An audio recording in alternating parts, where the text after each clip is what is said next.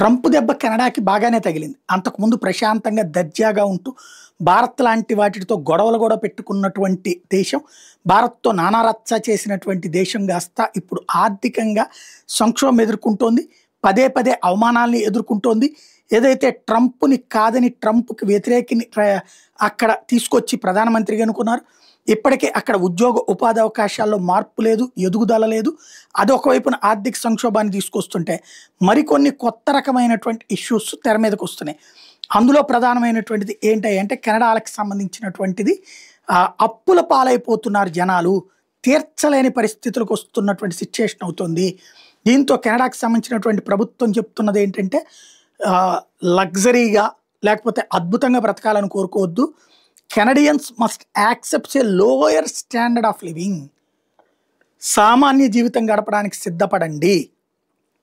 ఇది దాదాపుగా 2-3 దశాబ్దాల తర్వాతన వామపక్ష భావజాలం వైపుకి పోయి ఫైనల్గా ఈ స్టేజ్కి వచ్చిందనమాట.